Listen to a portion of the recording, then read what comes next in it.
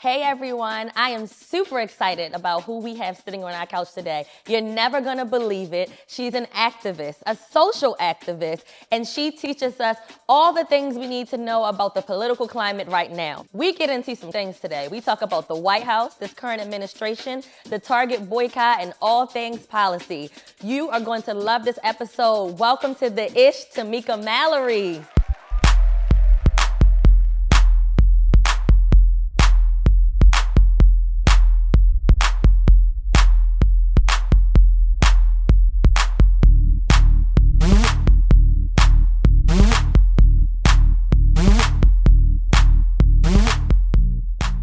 We are back again with another episode of The Ish. Yay! Here we are with what I would say is our biggest interview yet. What would you say? Oh, wow. Yes, What would you I say? would say for sure. And honestly, the most intimidating. I'm not gonna lie. No. I'm not gonna lie. For sure. But we are here with the one and only Tamika Mallory. Hey. Yay, Hey, girl. welcome. Ponytail gang. Oh, for real. Once I saw a ponytail, I was like, oh, this is going to be cool. In bun. In And bun. it's a back bun. Yeah. So we used to start like really serious. We're going to start with rapid fire because it's easy, it's light. So what was your morning routine today? Today, my morning routine was up at 6:30, make up my bed. I never leave home without making up my bed, straighten up a few things. My granddaughter is visiting, so I looked in on her. And she's how old? She's 3. 3? Aw. Just checked her out a little bit. Then I looked at her dad and was like, yeah, I love you too. And then I had my shower, makeup was at 7:30. I was out of the house at 8:30, and I took a ride downtown to go speak at a conference called Black Week. So that was my Black morning. Week. How was that? It was awesome. It was so much love in the room. There's so many people. I went to the Congressional Black Caucus, the annual legislative conference that was a couple of weeks in our ago. hood in Yeah, DC. that's right. And it was packed. And so today I'm expecting in the morning, it was a rainy day. No way that this is going to be super duper packed. And I think, Black folks, and there were white folks in this audience at Black Week today as well. I think people of like minds are just like, let's go to where all the people are meeting so we can get the underground talking points on sure. like, what's the action plan? Yeah. Yeah. Yeah. So I'm going to do this or that. When you wake up in the morning, grab your phone and go right into work or start it slow. When I wake up in the morning, I turn the news on first. The first thing you do is watch what's happening in the world. Have to do You gotta so. get ahead of Have to what- do so. But yeah. that comes from my training also. Yeah. Because I worked for Reverend Al Sharpton Yes. for 14 years. Yeah. And he would call in the morning by 5 a.m. He already He expected knew you to know the news. everything Oh, wow. happening internationally and nationally and locally as well. By 7, you were behind him. Yeah, so you have by to the be time, ahead and of I'm the like, day. but trying to sound up, like, hello, Of course I know everything that and, happened. and didn't know a thing. That's old school journalism training. When I was in college, back in those times when I was, one of the first things that they taught us was when you wake up in the morning, you turn on the news, you get yourself abreast onto everything that's happening in the day. That's right. And then you go on about your day. The things have changed because now we have Instagram. That's right. So you can scroll and see what's happening, but Sometimes there's a difference between my algorithm on Instagram and like my watching the news, because I watch a lot of things. I watch BBC, I watch Fox News Channel, because sometimes I figure out like what the target of the day is going to be just based upon whatever they're talking about. So I watch that. I watch local news, and when I say local, I'm talking about like New York 1, which is like super down to almost your street. News 12 really is the one that I watch in the Bronx. So I know exactly what's going on in my radius. And then locally, meaning the city. And then, of course, stuff happening nationally and internationally. So I have to check all that out. Then I get on Instagram, and my feed is everything from like Nicki and Cardi are beefing Your to, algorithms are something else. to some stuff on Baller Alert, which I shout out to Robin over there. That team, they try to do a good job of balancing entertainment and news. They do a great job. So I always look there. Of course, I look at CNN. And then I think news is in the comment section as well. yeah. So, depending on whether I posted something myself the night before that I never got a chance to kind of see what the vibes are, I take a little bit of time and check all that out. So there's a lot of things to do in the morning time. Yeah. And then you look in the mirror. And then no, I'd be like, don't even do that. That's the same thing from yesterday, honey. Then you got to process all of it. And I mean, some days it's like you don't even want to get up. You know what I mean? Like some days you're just like, damn it, I already know what today's gonna be like. Also, I send text messages because I wake up every 2 hours. I don't sleep all the time. Yeah, that's just always been my reality. It used to be worse than that. I would sleep like maybe 2 hours. But now I wake up for about 15 to 20 minutes every 2 hours. And I send text messages to so many people. So that's a different part of the morning, is just trying to see what was the feedback, because they're waking up at 6 o'clock and 5 o'clock and, you know, hitting me back. So it's a lot of activity in the morning. It's a really important time. Coffee or matcha? Watermelon.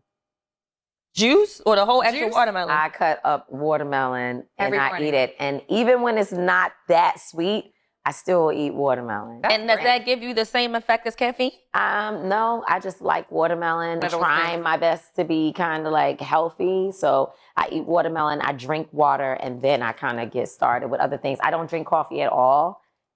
Well, when I'm really sleepy and I need something to pick me up, I might get half a cup of coffee. But I can't not a really daily drink coffee because I'll be walking around. Jittery. Oh my gosh. I get You that. guys don't have the jitters from coffee? I quit coffee and started matcha for that very reason. Really? But matcha does not do that to me. Really? I haven't tried. I've never had anything It's a whole other thing than right coffee. now with Try matcha. matcha.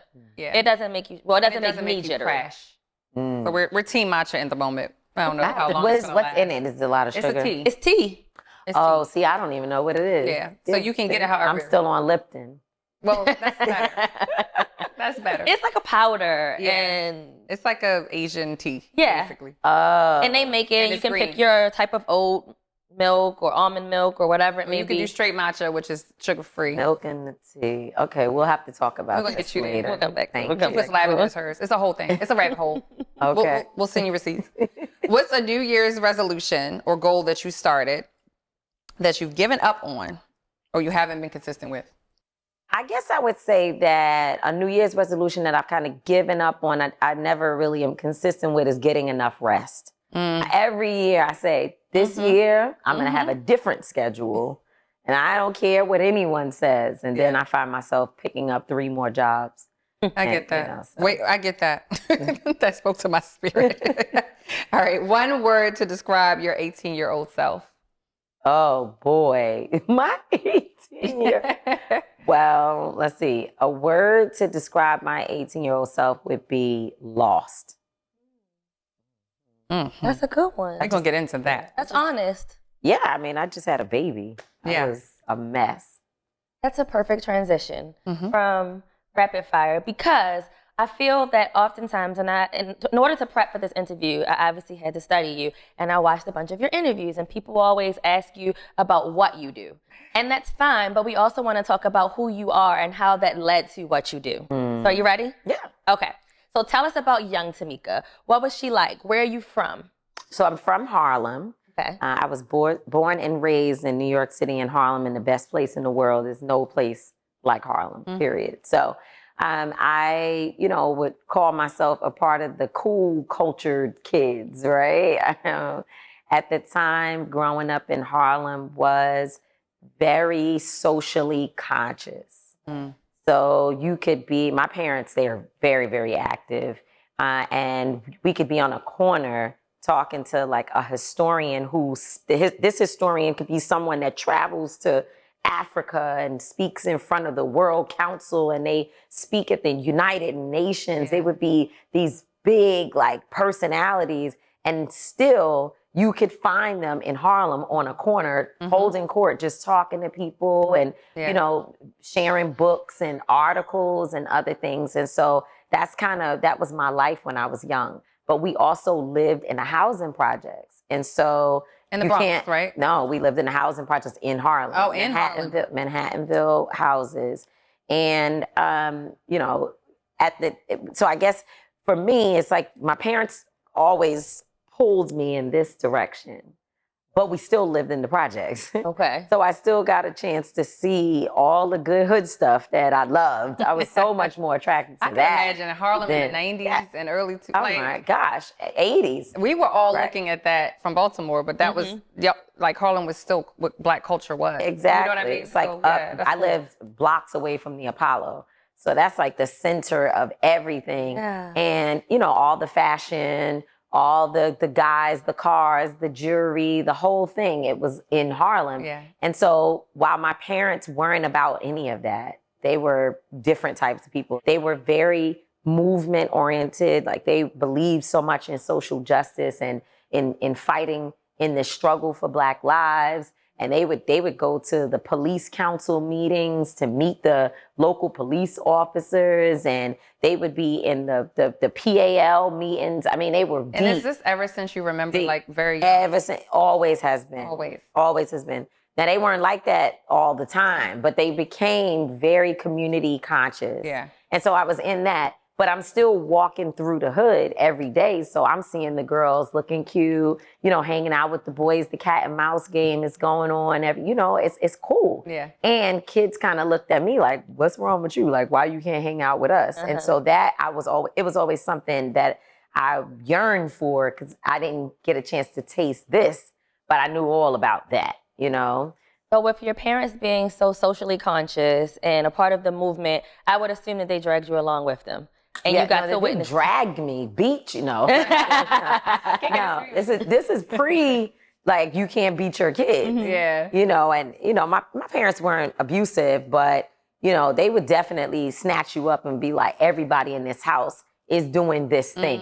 I always use the comparison of going to church. Most people had to go to church. You're a young kid, either your grandmother or your mom, whomever, or dad. Every single Sunday, you knew that a part of it was going to church. So even if you hung out on Saturday night, in the morning, we're going to Bible study, and then we're going to be in service, and you're going to be in that choir and get them tights out, and the whole thing. Always white tights. Be an usher, exactly. So I did that also, but my parents weren't as strict about our church life as they were about Saturdays, which was the movement life. Okay. So it was a little different. Not saying that we went to church and I was in the choir and I was an usher. I did all the things, but there was still Sundays that my mom might be like, oh, we don't have to go this week. But on Saturday, we went every single week to some type of, first of all, we went to National Action Network, which is Reverend Al's organization. We did that every Saturday. But afterwards, we may have been, Minister Farrakhan might have been speaking, or, some other powerful person, and we would be trucking to New Jersey, to this place or that place, to go hear a lecture from these, really, really powerful individuals. Wow. So that was my life, but I did not miss the opportunity to scoot past, the people in the hood and be like, I'll be up soon. Let me hang out outside. Was there any space for hobbies? Or were you on the debate team? Because I feel like you would be good at that. Was there any other extracurriculars? Was there space for it? Well, I would say that if I had to give my parents a grade on everything, like on, if I had to break it down into classes, subjects, if you will, they did a great job providing, of course. They did a great job educating me. They did a great job protecting me and nurturing me. Where I would say that we always talk about the flexibility was needed around just things that was just fun, just fun, and just being able to experience life outside of the parameters that they set for me, because they were trying their best to keep me safe. Now, I understand it today. Yeah. You know what I mean? Today, I'm like, that was the right thing to do. But in hindsight, what happened was that my interest was piqued so much that I started to pull away, and then you start sneaking and lying and doing things that, get you in trouble. And it was because I didn't feel comfortable being able to say, hey, I don't want to go with y'all to no rally because I'm trying to go chase this boy down at the skate key. You know what I mean? So that's the one thing. And we always talk about them understanding that and knowing that with my son, we tried something different. Then I gave him a little bit too much freedom. So it's like you can never get it Can't get it perfect. right. Yeah. You just can't. Yeah. There's no handbook to it. None. It's all instincts. And, you know, your instincts are telling you every day, danger, danger, danger. But these kids don't, that's not how they operate in the world. So your parents were founding members of the National Action Network, Al Sharpton's, from the very beginning. Yes. How do you feel like watching that being a part of your life, your whole life? How do you feel like that shaped the way you parent to your son? I mean, you kind of alluded to it. I think it's been it's not always been a good balance. He and I are super cool now, but there was a time when being a part of NAN required so much work and such fast pace all the time, a crises all the time, that my son sort of became, more so my parents' responsibility. Not that he still lived with me. He still was, being taken care of very well. He went to the best schools, all of that. However, he would have to stay there a lot, or they would have to be constantly trying to manage what's happening with him throughout the development stages. So for clarity, your parents were founding members of the organization, and then here you come, and now you're an active member in the organization. Right. But my parents were members. I was a staff person. Got it. So okay. that's the difference. Yeah. Is that my parents were members. They went on Saturdays. They gave their money. It was your sort life of like every tithing. day. My mom was. She used to count the money on Saturdays and help with all of the administrative duties around. For the rallies. My dad was on the security team. But this still was volunteer work. I had responsibilities, and I grew through the ranks of the organization. I started out as a young kid, there doing office work. And also hosting our own rallies and our own activities for youth. But over time, I grew to be an executive director. So, that trajectory requires you to be really committed. It is a commitment job, so it's actually a lifestyle. And my son, he kind of fell in the cracks of it. So like I said, my parents, they were more responsible for monitoring the developmental stages of his life. My mom would be calling me. Feel like they pushed him into it, or do you think they learned from? They were getting older. Yeah. So it was different. Yeah. And of course they love their grandchildren different. We love grandchildren different from the way that we love our children. We love our children, of course. Yeah, my son doesn't have any obligation and won't. And I'm like, I had to do everything. Grandparenting is an entirely different thing.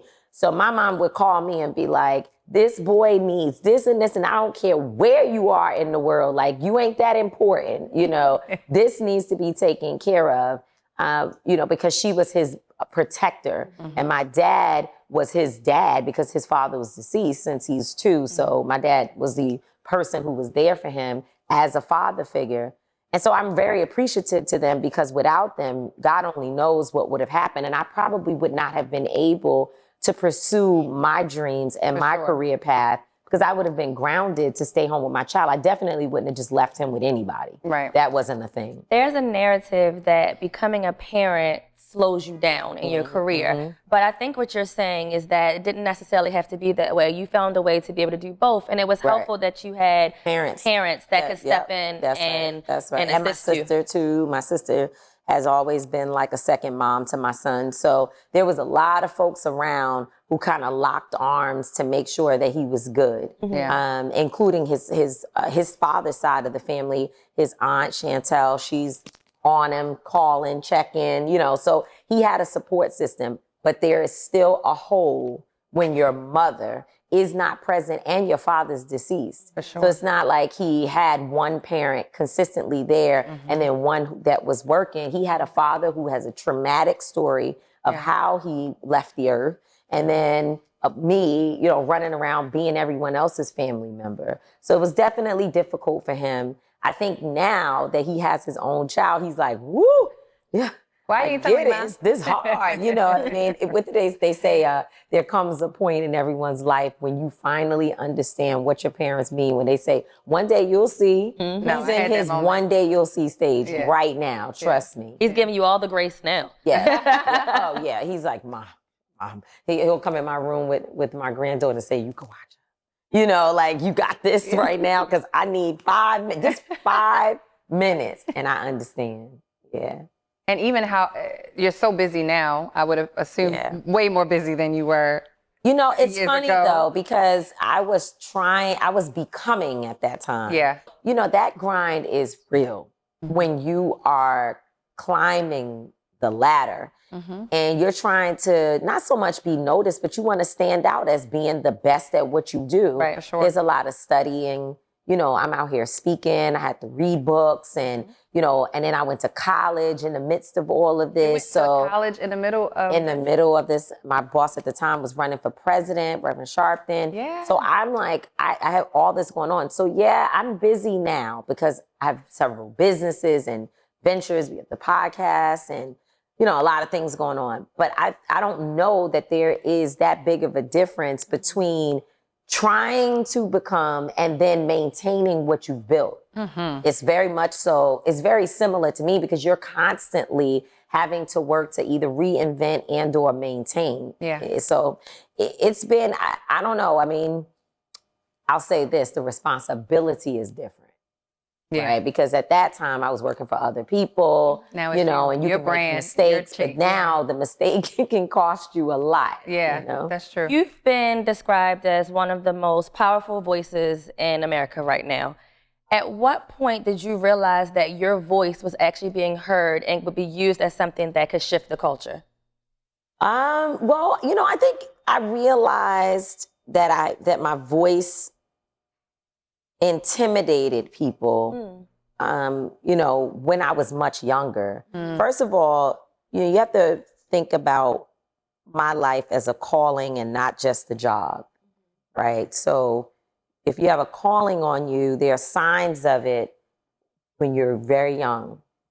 And I talk about this all the time. Yeah, and I was a person who in elementary school knew everything that was wrong. Like I could sense racism and, you know, colorism and just discrimination in general. Or, you know, let me not be so, they'll say that's just such a strong word to use. So I would say just people being rude, right? Like I sensed it. And I was the type of person that would actually speak on it. Yeah. I wasn't like, oh, I know they don't like me. No, I'm like, you know, that's not true. You know, I was always that person.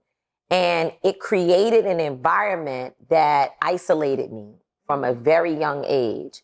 So I may not have understood exactly what that was, but I knew it was something about me that made other people feel like we can't deal with her. And I think that same feeling has continued throughout my life. And then as I got older, I started to understand that I could use it in ways that I could use it in many different ways, right? I could use it to hurt or I could use it to heal. And as I started doing that, that's when I learned the power of it. But there's not been a time since I can remember that I didn't know something about my voice. It irritated people. There's a difference between having a voice and being heard. What have you learned about the difference between not just getting people to listen to you, but to actually act on the things that you're saying? Oh man, you got to be in it yourself, right? You can't just talk and think people are going to move. You have to talk, then you got to lead. And that's the part that, you know, a lot of times I find people, and I just chuckle because I give everybody space to, you know, lead in their own ways and come to their own activism levels the way that they feel most comfortable. But what I realize is that people, when it's time to go from speaking on a camera, you know, making videos all day long, I watch people do it all the time. They got something to say about every issue. And I don't have time to make as many videos because I'm actually in the street, in the community, doing the work, moving around, going to this place and that thing, and, you know, trying to continuously maintain my finger on the pulse of like real people and not folks in the comment section. Yeah. Even though I listen to that feedback as well, but I find it is much more authentic when I'm talking to Miss Mary or I'm talking to Ray Ray, I'm talking to Keisha. Like that's when I know what people are really feeling, and it helps me set my priorities for what I'm going to be engaged in. So I think that, you know, it's cool. And then of course I make a comment or write a thing or say a thing, and people are like, I'm feeling that. But folks always want to know, what are we now going to do? And if you are not a part of the actual doing, you know, sometimes it's difficult to measure whether or not your words move people to action. So that brings me to this thought. You and Pastor Jamal Bryant have been at the forefront of the Target Fast. Yes. And it has been obviously working because we see that recently the CEO stepped down. We've heard stories of how Target sales are plummeting. Black people right now will not step foot in a Target. What do you feel about Some black people. some black people? Not all. Plenty black people be lined up. They can't wait to go to Target, child. But not as many. I don't know. I don't see them. Yeah, no, it's not. No. There's a significant difference, but I'm just saying we ain't gonna let these folks off the hook. We see you. We see you when you go in Target. What do you think has been the effect on the black businesses, the small black businesses that use Target as their main source of production? Yeah. I'm sorry, not production, distribution. Distribution, right. So, one, let me mention that Senator Nina Turner, my dear sister, is one of the organizers as well. And she was actually the first person to call for the boycott, and she called Jamal and myself. Okay. And we got involved, of course, and became the threesome that is, you know, really working hard. And there are other people around the country who've been doing great work in terms of, you know, upholding this boycott and providing leadership. So, you know, I want to make sure to state that. So that's number one. Two, the CEO did not step down. The CEO moved to the board, so we are told. And the new person from within the company was promoted to CEO. What is more important is that the CEO's salary was cut by, I think, 54%. So that is actually more significant than shuffling people's Right, positions. because going to the board, you could essentially still be making decisions, right, as a and board making member. money. But you can look at it two ways, because part of the reason why the CEO had to move, they had to do something because they have to give the appearance that they hear the feedback and they're trying to do something to make changes in the company. Okay. They're doing everything but what we asked them to do, which is to stand firm on diversity, equity, and inclusion. And that's They it. haven't said They haven't. anything. No, and they won't, right? Because the CEO who is still there, he's not moved yet. He bended to bigotry as soon as Donald Trump said we gonna attack DEI, right? Yeah. That was he became one of those who capitulated, and I'm not 100% sure that he didn't do it because he actually wanted to. Right. Who knows? 5 years ago when he made these important and impactful statements different time. about George Floyd, we know a lot of people who were out in the streets and people who were organizing, people who were making commitments, people who were like, George, this is horrible what we saw. And those people are not all committed today as they were 5 years ago. The environment has changed. Yeah. And only the strong have survived and are continuing to stand 10 toes down. So, you know, we put out a list of demands for the boycott, and we have not heard them get back to us to say we're going to do these things. What they have said is, you know, well, we're still doing the work and I'm like, okay, you're still doing the work. So what you're saying is you take me out at night, but you can't bring me out in the daytime. That part. The issue of vendors, that's a tough conversation, right? Because in any boycott, there are going to be people who are harmed.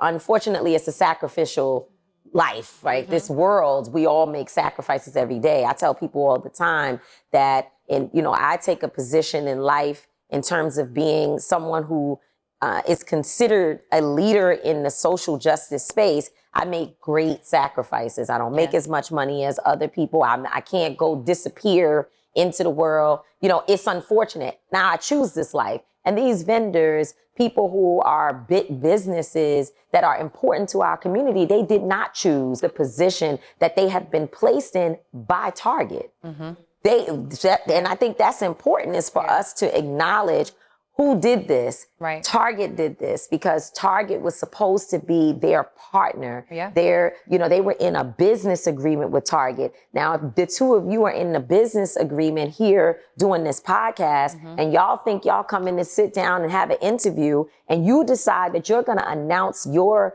retirement on camera without speaking to her about it, then how does that impact what you all are building here? Right? Like that's not fair. Right. It's not a good business practice. Right. But when your commitment is more to Donald Trump than it is to the Black businesses that you have now harmed, then unfortunately what happens is, one, of course, there's collateral damage, but then people start looking at the closest person that they can be mad at. And usually it's going to be people who look like them, who have the audacity to say, we're not okay with what you're doing, Target, and we're going to hold you accountable. Right. And so we've been encouraging people to buy direct from those companies to the extent that you can. So, and I think that is a lesson that we are now all learning, that when we start being distributed from one entity that has the power to impact your business in the way in which we've seen here, it means that we've got to look at pivoting and look at models that allow you to maintain some control to get directly to your consumers.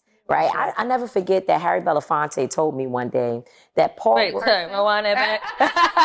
We fanning out. Oh, sorry. Harry Belafonte told you? Yeah, he did. She said, my homeboy Harry said. I'm like...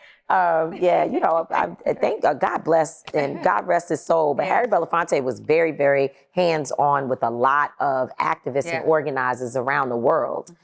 So this is I'm not special in any way. It just, he checked us out. Like, what y'all got going on? Let me give my 2 cents, and I appreciate it. But I remember him saying that, one of the most important things that he and others have done or did with their careers is they still did the chicken circuit, right? Like they still made sure to maintain their presence in communities and local communities because they knew that at any time the record labels could get funny, the big shows could be, cut off. They knew that. And so they always maintained a direct connection to their consumers, to their fans, to their supporters, so that in the event that everything was pulled up from under them, you can't stop them from showing up at the juke joint and getting a little few dollars, to do a set or two at night. And that is an important thing that we have to think about as business owners. And so it's not an easy question to answer. There are a lot of people who have been hurt by this particular period. There are a lot of people who have been hurt by Target's decision. But I'm going to give you an example of the people we're up against. Just think about what happened with Cracker Barrel. These folks said, y'all gonna keep that cracker up there with that barrel on that logo. They said, what you talking about? You taking my granddaddy and my great granddaddy off of this logo. We want the cracker, right? And I know a lot of people in the South, I don't know about you all, but I know a lot of people in the South that do not go to Cracker Barrel because the entire, I guess the nostalgia of what it like represents, the rocking chair on the porch and the white man on the barrel, like that represents overseer mentality, right? Like that was the energy of the overseer and the imagery that we've seen come out of many shows and movies or whatever that portrayed enslavement and, all of that. So they don't go there. And so when this new CEO comes into position, she says, we got to modernize this thing, right? She says, we need to do something different. We need to be more inclusive. We had the same logo for all this time, and probably through some, data and research, she found that people are a little, turned off by the logo. So she tried to just leave the Cracker Barrel words up there, and they said, we don't want that. That imagery represents their value system. Wow. And guess what happened? Within 3 days, they tanked the stock by 7%. Wow. In 3 days. Wow. That was $100 million in valuation decline in 3 days. And by the 4th or 5th day, guess who was back on the barrel on the logo? The cracker. They took it the off white cracker. man, he was back. You didn't know it even happened. You know No, why? it happened Because so they fast. straightened it out in 3 or 4 days. Wow. And unfortunately, they didn't stop. Now, I get it. These are different people. We as Black folks, particularly, we have a compassion for our own. We love our people. We want to support our people. We love to see our folks make it into a big box store. That's a big deal for us. We hold a lot of pride with that. And I'm not saying that we should stop doing that. But what we are up against in terms of the enemy that we're fighting, it is a diabolical beast. Yeah. And they did not care who sold the syrup, who the vendor is for the little clothes in the front of the shop, the candy. They didn't care about that. What they cared about is that logo represented something that, again, is close to their hearts because it is their family values. And so what they did was they used their economic power to spank Cracker Barrel back into place. And what we're saying is, unfortunately, you can't go to a fight where the other person has a bazooka and you bring in a knife. You've got to go there with the same discipline and consistency as they have in order to be able to fight and love up on your own people at the same time. It is a difficult thread, a difficult needle to thread, but we have to figure out how to do it.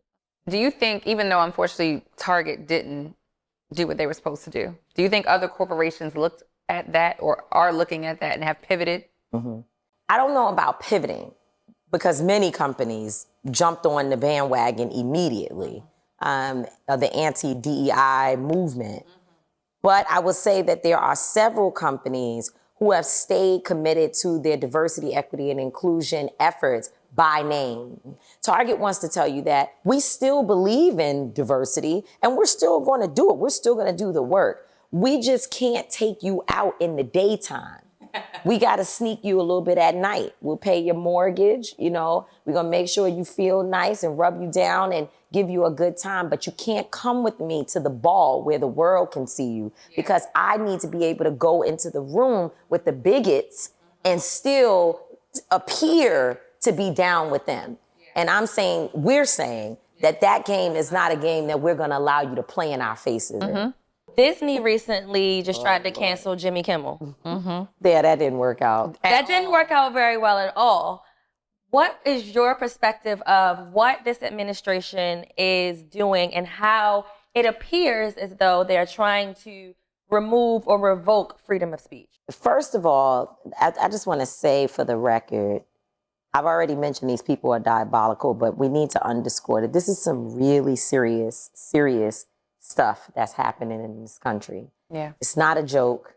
People who are not paying attention or people who are kind of like, that's not my issue, they're going to find out sooner than they think that we're all caught in something that is very destructive and it's particularly focused on Black folks. I know people don't think that because you hear immigrants, you hear women, you hear all these other groups. But what folks have to understand is that when anyone else is under attack, Black people are always under attack, right? Because we're always under attack, right? Even when they're not mentioning who might be in the eye of the storm, we know Black folks suffer and we are challenged with some of the worst conditions and discrimination, racism, and very oppressive laws and actions by our governments and by other people.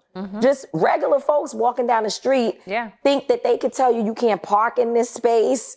You can't walk on this side of the street. Like, that's a real thing for us every day. Yeah. So imagine when they say they're bringing ICE and the National Guard into a community and they're going to clean it up and they're going to remove immigrants, illegal immigrants, right? When they say that, it never, ever stays contained to that group of people. No. And we shouldn't be okay with that anyway. Right.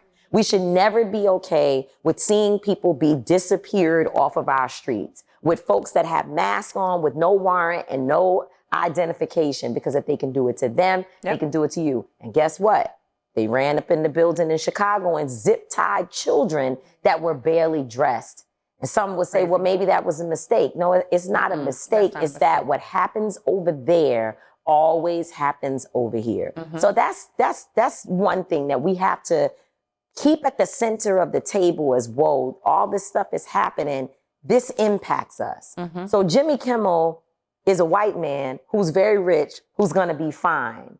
But if you allow it to happen to him, then we won't be able to have our shows. Our podcast will be banned. For sure. Right? Yeah. I mean, there was a woman in Washington Post right before Jimmy Kimmel that was fired because she posted a man's words. We will not mention his name on this show, but she posted his words exactly as he said them. And they fired her for saying his words, for posting his words. She was fired. Just think about that. That's crazy. And guess what? You don't even know that happened. Wow. Because, a few people knew there was a little bit of people for a few hours. But Jimmy Kimmel, a white man who's already rich, and I'm glad he said, he's standing on. He didn't come out and apologize and try to go clean it up. He's like, I meant what I said. But if it in any way offended a person who lost a child, a husband, or a father, that's not my intention. I'm just talking about the political climate that we're in, right? And so that's great. But the movement behind Jimmy Kimmel forced Disney to quickly reset. And yet this black woman did not even give her own commentary, and she was terminated from her job. And most of us don't even know what happened. So when you ask the question of how free speech will be impacted, we're already seeing it. But what we also know is that the power of the dollar forces these companies to rethink their decisions because the world operates around the money that we all spend. Consumerism, capitalism, $1.4 trillion a year that Black people spend, and most of it does not circulate in our own community. I don't think that we would have watched the next Jimmy Kimmel or that station if they didn't get that right. They got that back. Oh, no, people were done. And they were unfortunately, what happens in these situations, it's like the Target situation.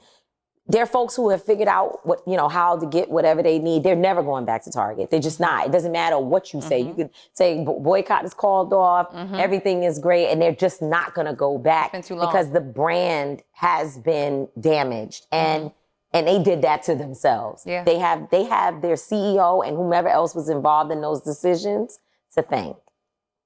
I don't want to take us too far back into the Target conversation, but I do want to mention this though, right? Most of the people that stopped shopping at Target just continue to shop on Amazon. But technically, both organizations did the same thing, but only one of them is being boycotted. Is there really a difference? Well, let me just tell you that a lot of people are boycotting Amazon as well. Okay. And I know it because first of all, I know a lot of people who are like, I don't go to any of those places. They done found local options to get the things that they need. So that's number one. And I want to respect that because there are people who have absolutely been standing 100% in there. I'm not spending my money with any of these brands. I don't trust any of them. So there's that. Of course, it's not as big of a number as those people with Target. But here's how I look at movements, right? I know of a lot of people who have been killed by police or killed by someone, in their own community. And I feel like their cases, their stories are so horrific. Like, I can see the videos, like things that you all will never see. People send me videos and stories of things that, have happened across this country. And I cry, I hold it with me. I don't even watch videos anymore because I can't handle what I've been exposed to, right? And yet those stories just never made it to mainstream media. They never made it to the movement, and there were no large visible protests for them. And these are women who've been killed. These are people who've been attacked. These are stories that mattered, and there should have been a national, international outcry. But Breonna Taylor did, right? Ahmaud Arbery did. They're not the first. They're not. Ahmaud Arbery was killed by 3, I think, white men. There's 3 white men have killed many Black people. That's not a new thing. Yeah. Breonna Taylor shot in her house. Well, I could go on with Pamela Turner. I mean, I know a lot of Tatiana Jefferson, right? There have been many Black women killed by police, and their stories should have been an international outcry. But hers was, and it should have been. George Floyd, he was choked. He's not the first person to be choked by a police officer, but guess what? His story became a super duper international outcry. That is just the nature of people's connection to issues. I like how you made those comparisons. Yeah, you got Black women walking around in Target for 4 hours, spending money they don't even have, kids running around, husbands calling them, they lying about what they have, leaving stuff in the garage on the side of the house. You know what I'm saying? Look at you. But not in Target, sis. Not right now. Right. Not now. Not now. Used to be. Right. But that was our reality, right? That a lot of people. And so when Target has the audacity to say that they no longer support diversity, equity, and inclusion, even if you say, well, I didn't care about DEI, I didn't even know what that was. But just listen to the words. You're rolling back or ending diversity, equity, and inclusion. You should be able to stand on that no matter who's in the White House. For sure. You know what I mean? And so I think that you have folks, Black women who you know with us. I just learned a new word. I wish I knew the sister's name so that I could give her credit for teaching me on a social media post. But girl cots, right? This is a thing throughout our history where Black women organize girl cots. And, as I learned about that, I'm like, yeah, it makes sense because the Black woman is the leading voice in the Target boycott. And we know that. Yeah, that's true. Let's shift gears just a little bit.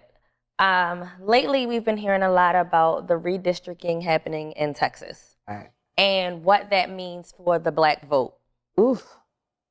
First, let's explain that for our audience, for those that don't understand what redistricting means and how it affects our community. But then let's also talk about what we as a community can do to try to stop it. Right. So very simply, when you think about congressional members, which we vote for them every 2 years, and so if you have a congressional member, they have a district, which means that a map is drawn of where they represent. And oftentimes they go in and they run in these districts either because they live there for a long time or because there is a group of people in that community that they know they can serve, right? And so redistricting means that those maps are redrawn.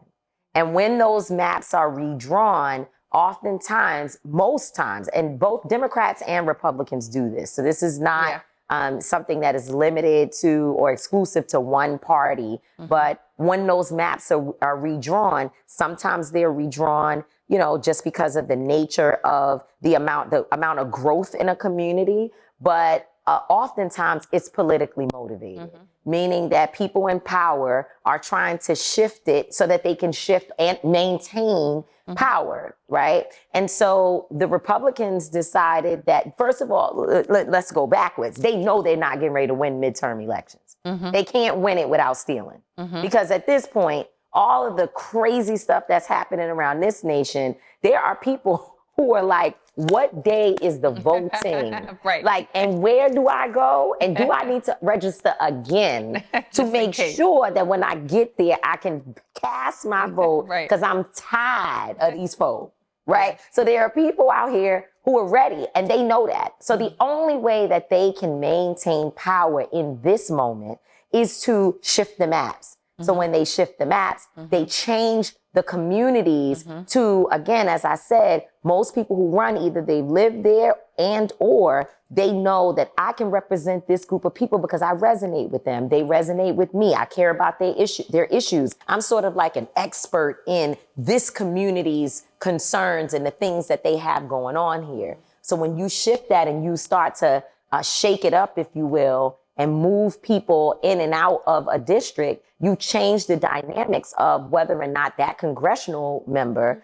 can maintain their position. So oftentimes it is done in a way to favor one party over the other. And in this moment, it would favor not just the Republicans, but it also is a racial dynamic, because what is now being reported is that 5 Black people would be equal to 1 white person. So 1 white person's vote has to break down to 5 white people in order for us to have the same amount of power. Yeah. I mean, it's criminal, right? Like, it's criminal. You listen to that, you're like, that's criminal. That's terrible. Yeah. It's criminal. But again, as I said, anything that targets other folks, pun intended, it targets Black people. It's interesting. My background is real estate, right? I've seen them do this so many times. They do it with school system. They will take one zip code and start calling a part of it another thing. Right. So Owings Mills, you would know this. It's Garrison and Owings Mills now. Same zip code. So they also rezone schools over and over again. If they feel like certain things are getting a certain way, they'll rezone the whole thing. So people will buy schools in a certain neighborhood. Like, it's so deep.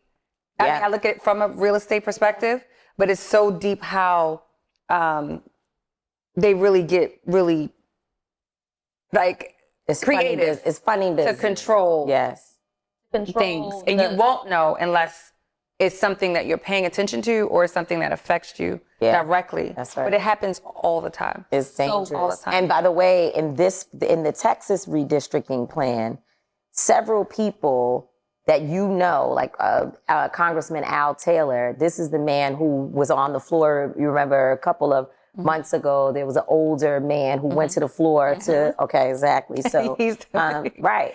He's being completely like redistrict out. Oh, right. So he could lose his seat. And that's happening to multiple people. And of course, they are absolutely trying to come for our sister Jasmine Crockett. Oh, yeah. So, they're being these are all the old tools that, again, have been used by everybody, the 2 parties, and powerful lobbyists and other people are involved in all of this stuff. And it's been going on. And those tools are being used right now in very, very evil ways. I mean, they had Natalie Collier, the representative there, locked in the State House, right? They had her held hostage and would not let her out. Because she refused to sign a little piece of paper that you could fling around like this. It wasn't, the piece of paper was not a legal document. She could say, I don't want to sign it. And they said, that's fine, but unless you allow us to put a police officer on your body to travel with you everywhere you go for the next 3 days until we come back to vote on this plan, you cannot leave this building. And she was unable to walk out of her job.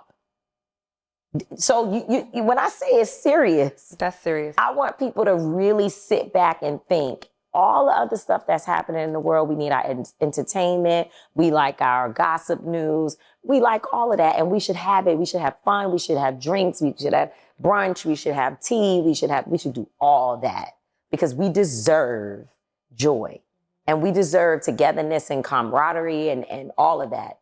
But we also have to have a balance of sitting down and looking at where we are in this moment and making decisions for how we will protect ourselves and our neighbors as this thing continues. We're not even at year 1. Oh, baby. No, we're not. So what can we do to stop it? Yeah, well, the stopping is very interesting. And I say that because stopping this requires a level of sacrifice that many people are not even prepared to discuss, let alone doing it. Like, that's just to even have the conversations is very uncomfortable. Yeah. But I do think that our economic power is going to be the key driving force for how we show resistance. Because you don't have to go outside and walk in a protest where your face is on a billboard, right, the next day as a domestic terrorist, because that's how they are trying to label people who do the work that I do. So you don't have to do that. If you just say, these 3 corporations, I am not spending my money there anymore. But just doing it as one person is not the same. How do you connect the two, though? Financial dollars and spending in the economy and redistricting, right? How does that intersect? Well, when you say redistricting, can we stop that? Redistricting is like it's like a symptom of a sick body. So you got to deal with the sick body, right? Redistricting is like the arm is hurting and it's hurting because there's some other spasms happening from something else that's connected to the cancer. So we have to heal the cancer. In order to heal the cancer, that is what connects.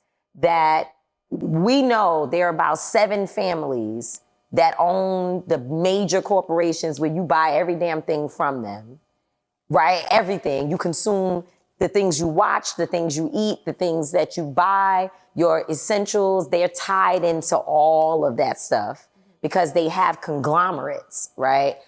They control the whole world.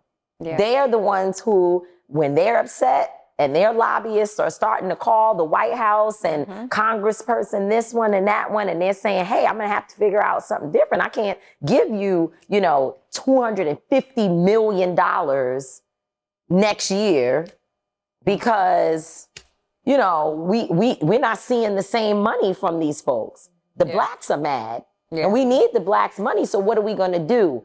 That starts changing the conversation. But the problem that we are in this moment is that we are dealing with someone who wants to be a dictator, who wants to control even the multimillionaires and the billionaires and trillionaires. This is a man, we saw him, he and Elon Musk, they fell right on out in front of the cameras. It wasn't that like quite entertaining to watch. They fell right on out in front of the cameras. Everybody called it though. Yeah, we knew it was going to happen. I was like, these queens. Yeah, exactly. We were just talking about Stephen Miller. Oh, wow. That was really scary to me. When he said plenty authority no, it wasn't what he said. That wasn't scary. We already know scary. that. No. Because they cut him out of there. They were like, I don't know what they said. No, they didn't cut him out. He sat there acting like he couldn't hear while you could see him still moving, blinking, and trying to it was think, like he glitched. I've made a mistake, and I can't, and I don't know what to do next. Yeah. That's what happened. That to me is scary. Yes. The word he said is problematic, but we already know that is what they are working to have unfettered power, right? They want to have control, that there is no court in the land that can stop them. So we already know that that's what they're working towards. But the fact that he tried to fake as if he wasn't even in his body. It looked like a Black Mirror episode. Can you imagine what type of person?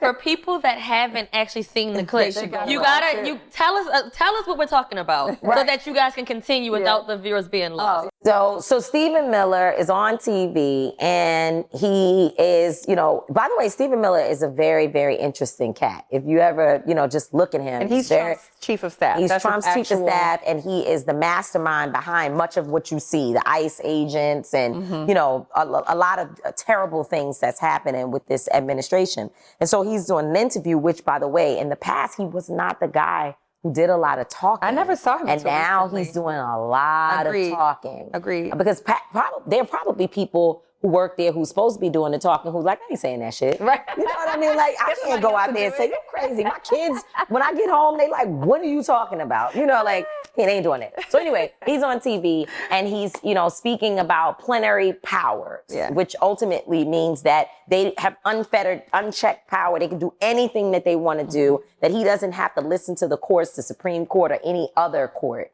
in making the decisions, and he being Donald Trump. And as he's saying it, it's like a slip. He doesn't mean to use that word, but obviously that's the word that they've been using. Yep. Right? Because it's an in-house. He forgot that the camera was rolling and he wasn't talking because he's weird like that, right? He's usually in the box somewhere, in the basement over there, masterminding the demise of America. And he came outside and started telling us the quiet part, right? So once he slips and says it, instead of being like, well, I don't mean that or whatever, he froze and tried to act like he wasn't there.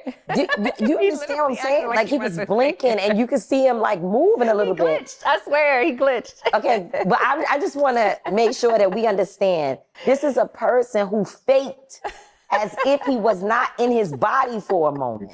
Like, we can still see you, bro. So can you imagine the types of things that they will do? Crazy. Acting like, they don't hear and see. What did Kamala just say? These motherfuckers are crazy.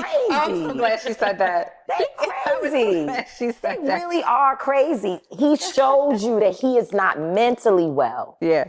Right? Like if you imagine you clip every day. running up on your husband, like, who was that you was talking to on the phone? And he's like, I'm not here. We can still see you. what? Like, oh, you're a liar. Like, you talk top shit. Like, you're a dangerous person. Speaking of Kamala, imagine what today would feel like if she won, right?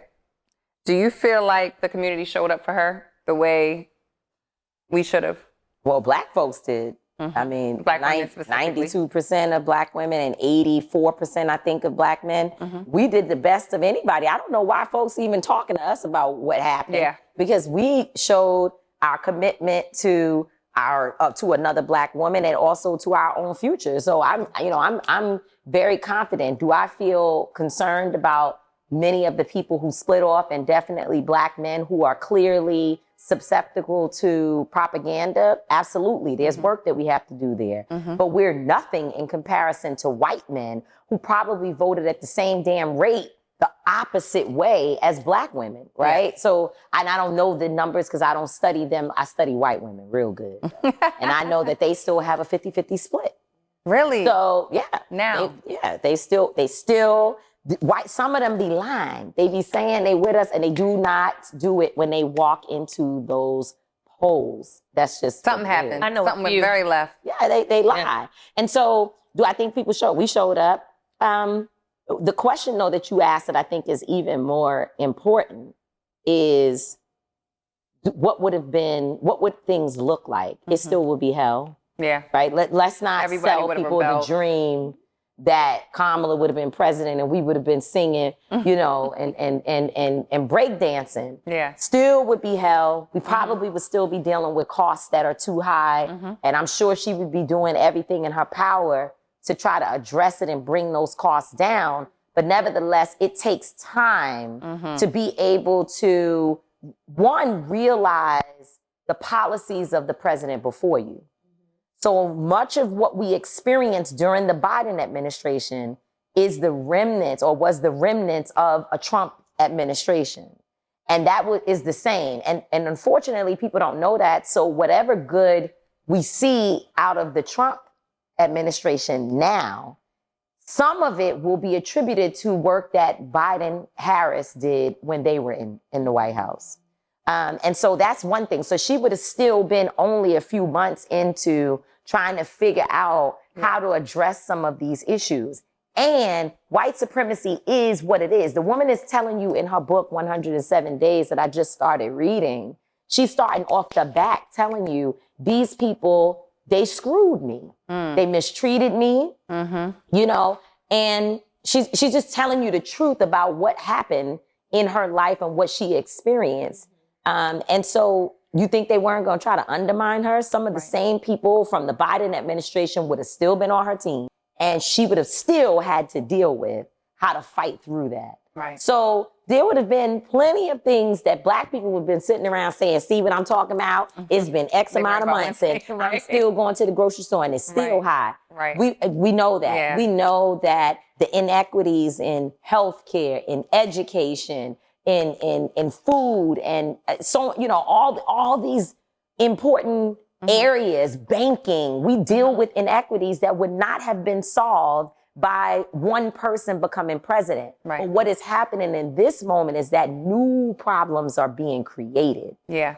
Rather than us going to try to repair, we are doing new harm. Yep. One thing I can say would have been, without a shadow of a doubt, would have been different are these ICE agents in the immigration policy. Oh my gosh, the Super Bowl? Recently, Bad Bunny was announced as the Super Bowl halftime guest. Yes. And now his population fears even coming out to see him because they think ICE agents will be outside. Did they blatantly say it though? It was like some kind of, they alluded to it. Well, no, they said, They said it, right? Allude. They said it. They say okay. what they gonna I'm do. like, was it alluding to or saying it? I remember it happening, but I I think don't remember how they said it. But I think it is important for us to always put everything in very, very, very honest context. The Biden administration, they arrested and deported immigrants as well. For sure. But they definitely did not have people on the street with masks on their face and no identification and no warrant, just disappearing folks. That we would not have been seeing in this time. And that, to me, you know, when I think about the imagery of what these folks are doing, I know in my soul that in 50 years, our children, you know, grandchildren and their children will be sitting reading material about how this happened while we sat here and went on about our business. Yeah. We're going in the store to shop. We're going to the party tonight. You know, we got a movie premiere and a fashion show and a thing going on. And meanwhile, there are agents, quote unquote, because we don't even really know who these people are. I was going to say, are they government? They're not. They don't have any actual. I have no idea. Well, I read that what they're recruiting, like regular people fresh out of high school or even college to become ICE agents. They pay them a really decent salary, give them some type of sign-in bonus, and then basically say, go out there and do what you got to do. And there's probably a quota attached to it as well, which law enforcement always says there's no such thing as quota. There's a quota. That's the reason why everybody gets pulled over at the beginning of the month. Right. You recently released a new book. Yeah. Your first book, State of Emergency, did numbers. Yeah. People are still talking about it to this day. Now you're buying the book again. Yeah. I love that. Thank you, Lord. That's amazing. Yes. Now you have a new book out, which is a memoir, correct? And you're telling your life story. Oh, yeah. That was hard. What made you want to do that? And do you feel like it was cathartic? I didn't want to do anything. Oh, okay. Did not want to do anything. You have Charlemagne the God to thank for that. Okay. You know, Charlemagne gave me a 2-book deal. And the first book we knew would be State of Emergency because it was right in the time when George Floyd was killed. I had given a viral speech and I was out there in the community organizing for Breonna Taylor and for George Floyd and in supporting the folks who were doing the work for Ahmaud Arbery. And so I, you know, once with that book, we had the concept, we did the writing, we did all the work, and it was not easy because it happened during a pandemic and it also happened while we were under heavy surveillance from both police and white supremacists in Louisville, Kentucky. That's where we were living. We're from New York and other places around the country, but we moved to Louisville for 4 months because during the pandemic, trying to go back and forth on planes, because you already know, when you landed on a plane during the pandemic, they try to pull you over, isolate you, right? You had to go in quarantine. It just wasn't going to work. So we had to stay there. And so that's my first book. My second book, you know, we weren't sure what the concept would be. We knew that it would be more personal, but still very much so rooted in the work. And I think over time, the editors, as well as, of course, Charlemagne and the team, they learned just from like my life every day that they were a part of to get me to write, to get me to focus on this book. They knew that I was like crying and this is happening. And I'm like, that man ain't called me back. you know, regular things. Right. Like everybody else, they like, wait a minute. This is a story. So they were the ones who told me, you need to, you know, write a memoir. And I was like, you have to be like 70 years old to write a memoir, right? And not because I think, I understand that younger people have stories, but I figure when you're 70 or 80, you could say anything you want and like nobody could check you. I just can say I'm gonna write a tell-all at 75. Right. Yeah. Like nobody can check you at that point. You can just say whatever. And so I was like, I don't think I can do this. But they asked me to write an outline, and I worked with my writer, great sister named Audrey from Atlanta. She worked with me, and we put this amazing outline together. And when the outline was finished, I was like, oh shit, there's a book. Like, this is real. And I remember the book was supposed to be called Until Freedom, which is the name of my organization. And when I finished reading back to myself what I had written, I was like, I can't believe I lived to tell this story. And that's how the name came to be. Wow. That's where the title came from. Share some really deep, intimate For moments sure. in the book. And what did you feel like it was cathartic or like therapy for you? Oh, yeah. I mean, at the time, I felt like it was punishment, right? Definitely. I mean, nobody who wants to tell people all your stuff. But I know Black women, and I know that if I wrote a book that wasn't authentic, that Black women would have said, "Oh, what the hell is this? Like, why did you even put this out? If you weren't ready, don't do it." But when we better give it right. Yeah. In order, because our people can sense that you're not being honest, and authentic. So I didn't want to do that. It definitely wasn't ChatGPT. We wrote every single word, every period and every comma, every piece of pain, every smile, every detail. It came from me. Yeah. And that is hard to do. For sure. Very hard to do because you have to look at yourself. And reading it back to tape the audio version, I thought I was not going to make it. Like I was getting up in the morning. Saying it out loud? I was getting up in the morning feeling like I needed to puke. Yeah. Because I was having to say the words, like you said, in your voice, repeating it out loud to myself in a room that is as small as a bathroom, if not smaller, a guest bathroom size. Sitting in there, just talking to this microphone. There are not even people really around to distract you other than in your ear, there's someone saying, go back over that. And then there is an engineer who's like trying to act like he's not paying attention until the day that he was like, oh yeah. And I'm like, oh, you're like, oh, it's somebody in there. He's listening, So that was the experience. It was really hard. After the book was done, and I kept saying, because I really stressed everybody out, the whole team, I'd be calling Charlamagne. He's like doing 50,000 things. He's not even worrying about this. Like, you got it. That's it. He already talked me into it. Yeah. So now, I wouldn't say talked me into it. He already gave me guidance and helped me to release and do it. Go ahead. You can do this. So we did that already. So he's not trying to go back over it. But I'm calling him like, I need you to call me right now. They're trying to kill me. They want me to say this. They want me to say that. And he had to talk me down every couple of weeks because I'm all emotional. That's a lot. That is a lot. When it was done, I was finally able to say, we pushed the baby out. Because I kept telling everybody, I know it's a baby. It's in the canal. It's coming. I'm telling y'all, that's the only way that I could keep people, my friends still. And then it was done and it was out. And I was like, hey, you could take it. You get it now. And I don't have to own it. Did you feel relieved? Anymore. Like, very relieved. Angela Davis and Cardi B wrote the foreword I loved that. of my I loved first that it was Angela Davis and Cardi B. They wrote the foreword of my first book. And so I called Dr. Davis because I was like, before the book came out, I was very jittery. Like, I don't know. I don't even know if this is good. I don't know. And she said, Tamika, you write a book, you put it in the world and leave it alone. Let people take it and allow it to become a life of its own.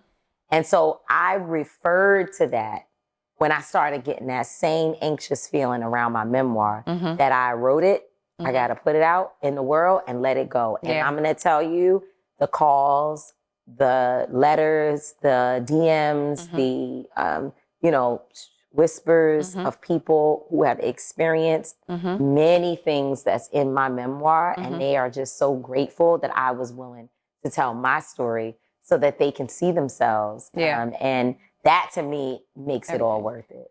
What advice would you give to those women? Like maybe they don't write a whole book, but how would you say women who have trauma and different things, what's your advice to them? What would you have told them? I think that journaling is very important. My sister Marvette Brito put a journal in my hand years before I wrote my first book. And I remember going back to that journal and like going through it and finding stories that helped me with my memoir because it was stuff that I was just pissed about. The book that she gave me is You Did everything wrong to me. That's my book. Like at the top, it's like, F you, right? And that's where all my stories are about things that really bothered me. And I needed some of that because I tell you what, when I wrote it, it was in the FU chapter. But some of that stuff moved into, it was a blessing. Mm-hmm. Yeah. It moved into, well, wait a minute, you never looked at your role in this. Mm-hmm. You know, so now I've got a different perspective as an adult. Yeah. You know, because I was a young lady then. Yeah. But as an adult woman, I'm able to be accountable to say, I thought it was you. I thought it was the ex-guy. I thought it was the ex-boss. I thought it was the colleague. I thought it was whoever. But really, I did not manage myself properly so that XYZ thing did not happen to me. Or at least when it did, the way that I responded did not have to be so. And I think that's where the book got good to me. When I began to reflect on my life and my choices and how it shapes my entire experience. Doesn't mean that there are not still people who did F stuff to me. But at the end of the day, I think that the thing I learned the most from my book is that we are only able to control ourselves. Yeah. And that's something that you have to master over time. It doesn't just happen because you have age. It happens because you have wisdom. Oh, I love that. And that's the line right there. That's going to be the title of this episode. Thank you so much, Tamika. This was amazing. We could have done this all day, but thank you for making time for us today. Thank you so much. We didn't get into Harlem Pilates because I want to Go there. Don't worry about getting into it. Harlem Pilates, go there. Go there. We like, I'm on my solid core kick, so I'm about my, you know. Solid core, you hear that? Right. We need sponsorship. We just finished filming a podcast, and can you guess where we're going next? Black Swan, of course. I want lamb chops, I want cauliflower, I want all the things. If you haven't been, we have the best chicken box around. For sure. So if you're hungry, if you're in the Baltimore area, just visiting, or if you're tuning into our podcast and want to come to Baltimore, you can also meet us at Black Swan, where the food is amazing. Black Swan, that's Eat at Black Swan, BLKSWAN. Follow us on Instagram, come and visit us, it's always a vibe. Tell them Janine and Keisha sent you. If you've been watching our episodes, I'm sure you've noticed this amazing piece of art behind us. Shout out to our friend Be More Tough for providing us with this beautiful piece of art. He has amazing textiles. He's so talented. He was gracious enough to let this piece live in season 1. But follow him on Instagram at Be More Tough and see all the amazing things that he's doing. He's phenomenal.